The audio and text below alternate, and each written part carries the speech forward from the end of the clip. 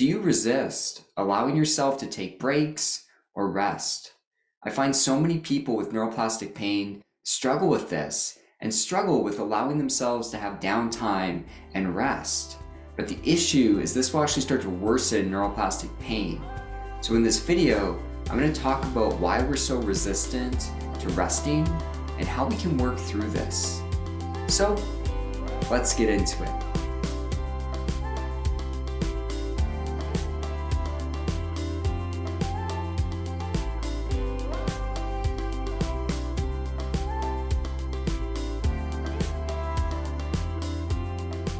I thought taking breaks was a fitting topic for today's video because I actually just took 2 weeks off of doing YouTube and I took a break, and this was hard for me to do.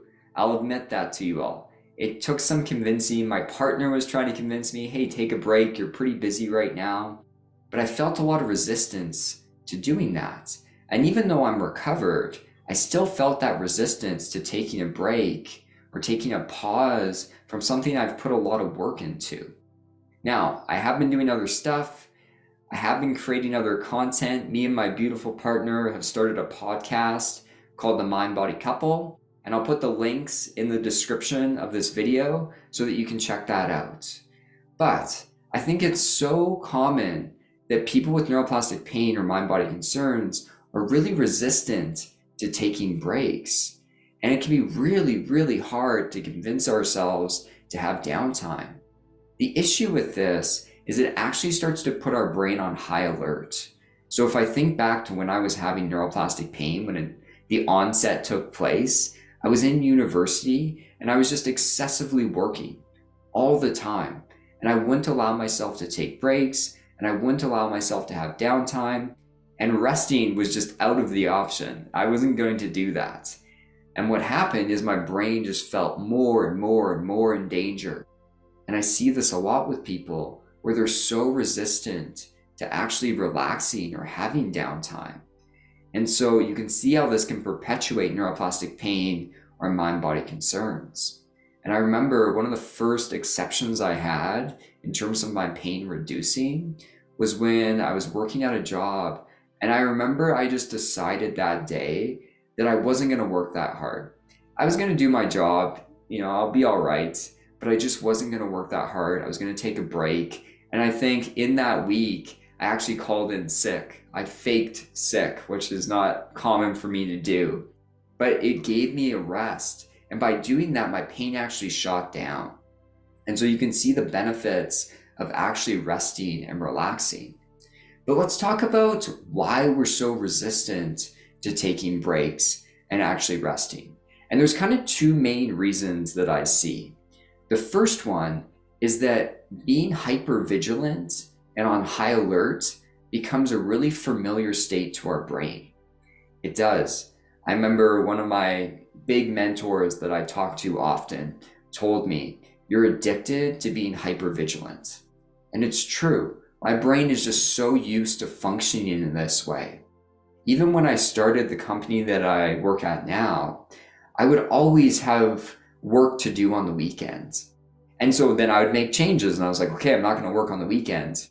And my partner pointed out that I'm always finding something to do. It's like my brain is just gravitating towards being hypervigilant and on high alert. So for example, the first weekend that I had off, what I did is I decided to paint my whole fence outside, my entire fence. And so my only time to rest, I ended up filling with other work.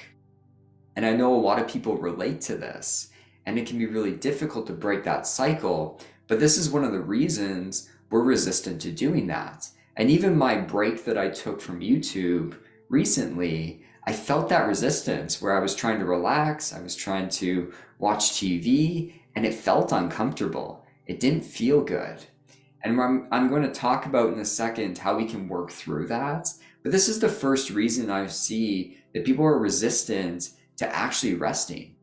Now, the second reason that I see people resisting taking breaks is that our worth is really based on being productive. So I'm a perfectionist. I've talked about this lots on the channel. And because of that, being productive is really important to me. Less so now, I've worked through it a lot, but being productive is really important to me, and it allows me to feel worthy, and allows me to feel safe. And so it's thinking about underneath, like, what is being excessively busy and productive giving you? Because if our worth is on the line, if feeling safe is on the line, taking a break can feel really dangerous. And I've experienced this, especially when I was recovering. Taking a break or resting just felt so dangerous to me. And so it's really hard to work through. Now, these are the two reasons that I see people resisting taking breaks or resting. And to work through this, it's really exposure. What we need to do is we need to intentionally enforce ourselves to take breaks or have downtime. And I can promise you it's not going to be relaxing at first. That's not the point. Even when I took this break, and I've been doing this for years, even when I took this break from YouTube, I felt uncomfortable for the first few days, and I almost compulsively started making videos again, even though I was already excessively busy. And so we need to expose ourselves to taking breaks, and what you're all going to experience, and it's rare I can promise things, but I can promise this: if you take a break and you're really resistant to it, what's going to happen is you're going to feel this backdraft. A backdraft is going to hit you of anxiety or shame or guilt, because taking a break is viewed as dangerous, like I said. And so you're going to have this backdraft of difficult emotions. Now, what I'll see with people is when this backdraft happens, they just snap back into being excessively busy or excessively productive. And it's trying to prevent that. And so even with the break with my YouTube videos, I had to sit with that discomfort. Now it's much less than it used to be. I remember when I was in university and I would make myself take a break, I would just feel this like wave of shame hit me. That backdraft only got smaller because I actually exposed myself to taking breaks, and then I worked through the feelings. Now I have lots of videos on emotions and how to work through them.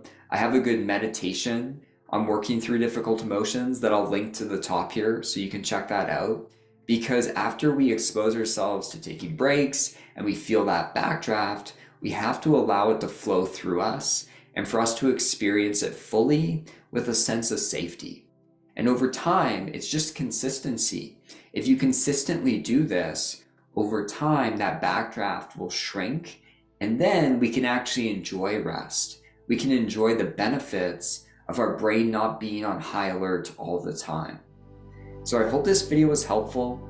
Please put your questions or comments down below, hit the like button, and subscribe to my channel, and I'll see you all next time. Take care.